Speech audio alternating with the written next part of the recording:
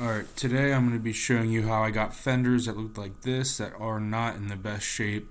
A little bit of surface rust going in some places, to showing you all the body work that I did to get them corrected, free of rust and flat, to a factory looking finish where I have resprayed the base and then resprayed the clear coat.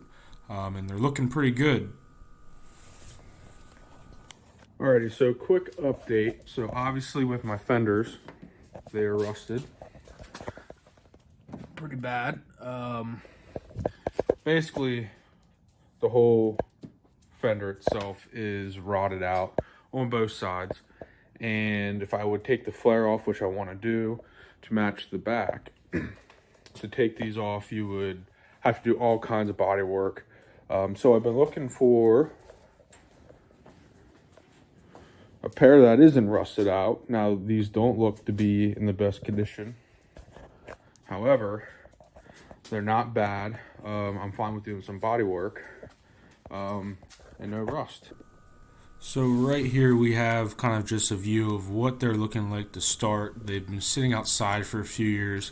They are not in great conditions, and as you can tell, there's some leftover residue from tape where they had looked like taped on their headlights before that was really stuck on there, but overall not awful.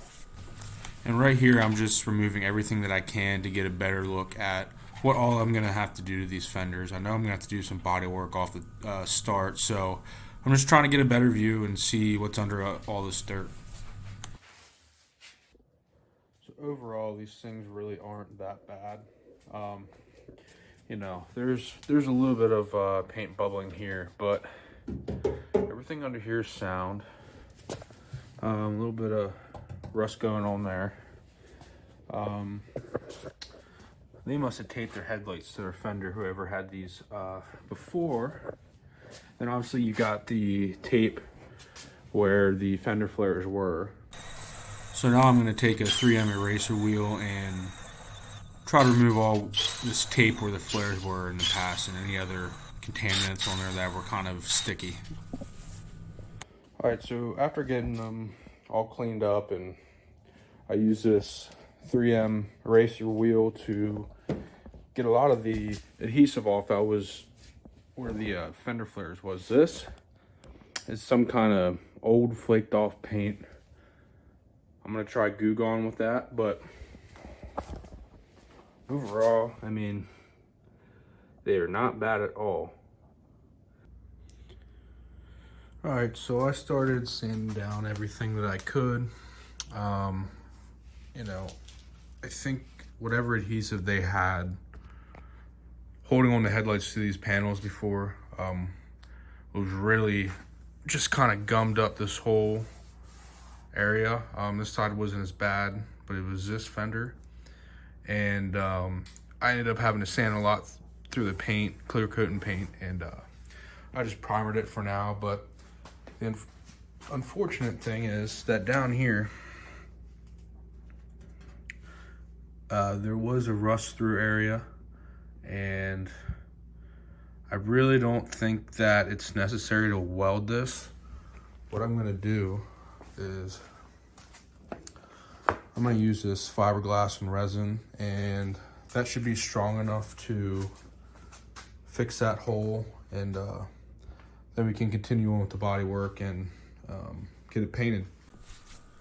And now I'm just taking a grinder with a flapper wheel and removing all the surface rust from underneath the wheel well.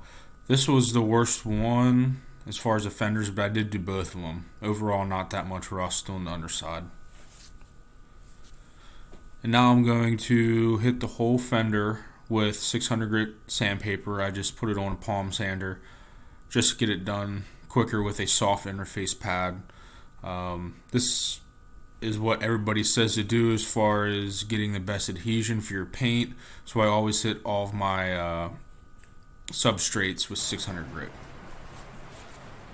Now this is kind of just a video of after I hit everything with 600 grit, everything was pretty much sanded out and ready to get prepped for any kind of body work.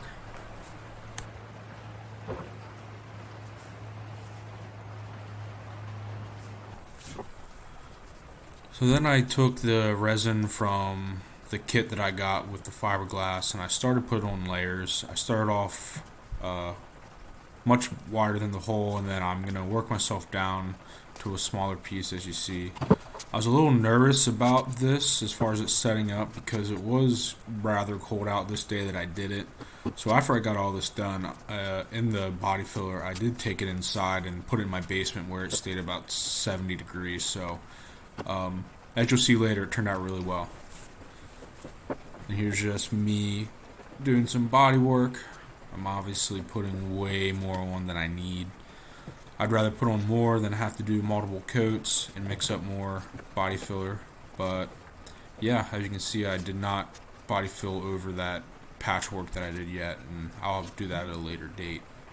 But pretty easy, just put it anywhere that I sanded through or any dents that I saw, and did that for both fenders.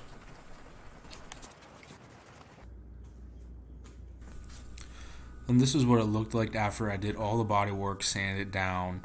I put epoxy primer anywhere where I burnt through to bare metal, and as you can see, it's mostly primer now instead of just a touch-up job. I'm pretty much going to respray everything. Here's the other side. You can't even tell where that hole was, but it looks really good, and I probably did more prep work and body work than I needed, but it turned out really good.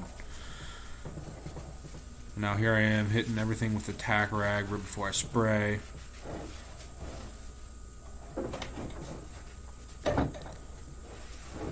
I also used wax and grease remover before I did this and let it dry for 10 minutes, and then I hit it with a tack rag. And usually I'll hit it with a tack rag. I mean, it's the last thing that I do before I start painting. So I'm just using a Harbor Freight gun, nothing special for the base coat.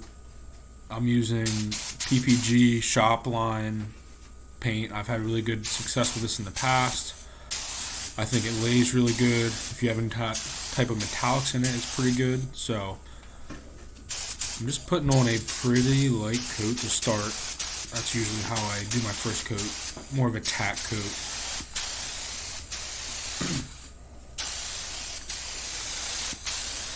And if you look where that shop light is shining on the fender, you'll notice something weird, and this has happened to me before when I used rattle can primers. For whatever reason, the reducer in this paint, it makes the undercoat shrink, and it gets like a cracked look on the base coat. You can see me right here looking at it, starting to notice it. I thought that maybe if I added a little more base coat it would blend in. So I just kind of finished doing this coat and getting an even first coat, and then I would most likely have to let this dry and I'll have to sand it. This is the other fender that I did, and it turned out flawless. I had no issues on this fender with the shrinking that I did on the other fender. So I'm not sure what that was about, but I did get it fixed. But this base coat looks really good. No dirt in it at all. And then this is that fender that I had issues with. I did sand through everything again in some spots that I had to reprimer, but it ended up turning out good. I don't know what that was about. Probably some kind of contamination with that primer, but it worked out.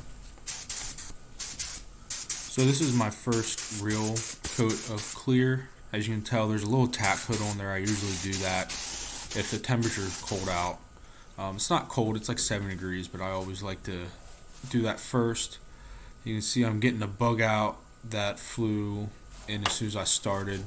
And I'm not expecting, dirt-free results because I'm painting in a garage, but I just want to get this first coat clean, and then if I get dirt and dust in between coats, that's easy to fix with wet sanding. So here I'm just putting it on nice and easy, nothing crazy. I end up doing 3 coats. Please ignore that hinge because I'm painting over them because I have new hinges for these fenders I'm going to swap out. So I'm just making sure I don't have any dry spray. It's not super important on the first coat, but I'm just making sure I get full coverage. And then here's after 3 coats. It looks really good. There is a few pieces of dirt in it, but nothing crazy that I can't sand out. It turned out really good as far as the orange peel. It's probably pretty close to factory, and I'm really impressed with how it turned out.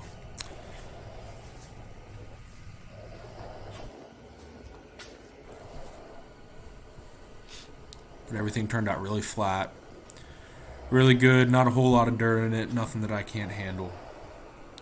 And I was a little upset about the color matching though. As you can tell in this clip, I have it slowed down. The panel that I painted looks a little more blue. But I will say, as it's been curing and it's been out in the sun, it's starting to match a little better, and I don't know if that's something that's normal with white or if it's just this clear coat in particular, but it turned out really good. You can't see any of the bodywork that I did on any of these panels, and yeah, right there you can tell the difference. Out in the sun it doesn't look as bad, but I'm just happy now that I don't have rusty fenders anymore that, just look bad and they would stain the paint. So yeah, I'm pretty excited with how this turned out. I mean, the paint job itself is great. I just wish it was a little more paint matched, but right there where that dent in the fender was at, you could see earlier. Now you can't even see it. But yeah, I would give this paint job probably a 7.5 out of 10. It'd probably be better if the paint match was a little better.